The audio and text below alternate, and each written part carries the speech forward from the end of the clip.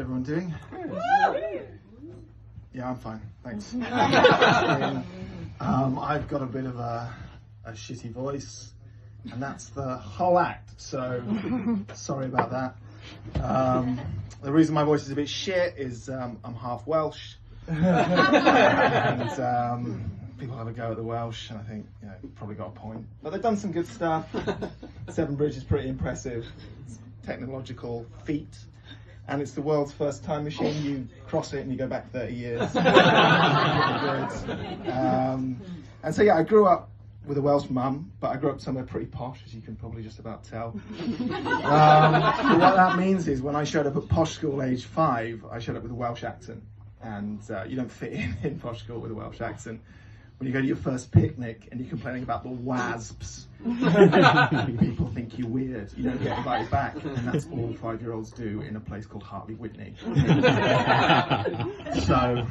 yeah, I had to learn from a young age to change my voice to fit in better. So, you know, I quickly learned to speak properly, I suppose. But then when I turned 18, and when I was an adult, I started living all around the country. And I realised people don't like posh people all that much. So I changed my voice again and, you know, carried it on when I was an adult. So I lived in Bristol for a bit, and so instead of saying all right, I started pronouncing it all right. It's horrible. Started saying cider. That is quite fun though. I like that one, but I moved to London recently and already started happening here. You know, I can hear myself, instead of pronouncing it please mate, I say, hurry the fuck up, you slag. But I don't know, I think it's pretty normal, like where I grew up, with like posh people just generally trying to play down being posh, you know?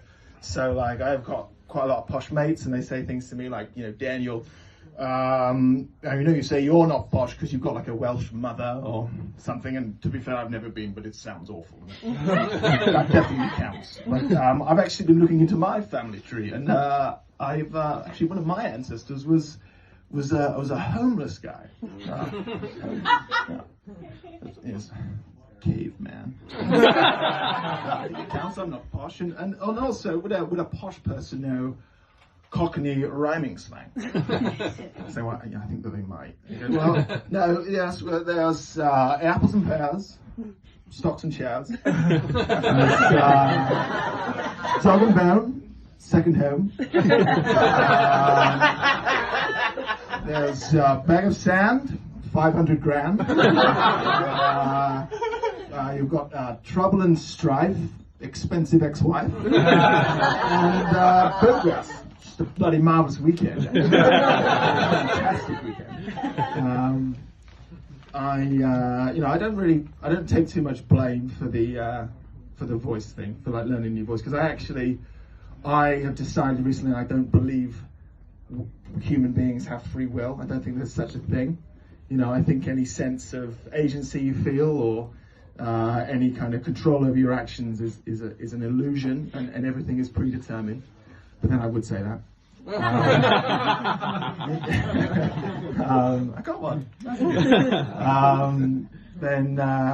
I just think it works like this. You know, you're born a baby, just like a little bundle of genes, and then, you know, nobody would say that the baby's, you know, exercising any free will. They're just they're just there, and then there's other people like doing stuff for them, and they can't control any of that. And then by the time they start making choices, well, what informs those choices is their genes and it's their experiences. But we've already said that their experiences weren't their choice. So that informed their choice, but they didn't choose their choice. And every subsequent choice they didn't choose. And then when they get in a car, like they do some kind of terrible mistake when they're an adult, you know, it's not their fault. The judge didn't buy this. So, fair play. She saw right through it. But, I don't know. I think it's fine. I don't think it's my fault. Right? I don't think that's my fault. I hate animals. I don't think that's my fault. People don't like me for that. But I hate animals. The reason I hate animals is because, you know, animals, and people get impressed by animals. But, you know, I can do everything an animal can do, right? Like, there's this video online of an octopus opening a jar. Has anybody seen this? Like, octopuses can open jars? Yeah, impressive. It's not impressive, mate. I can open jars. I can open most jars. And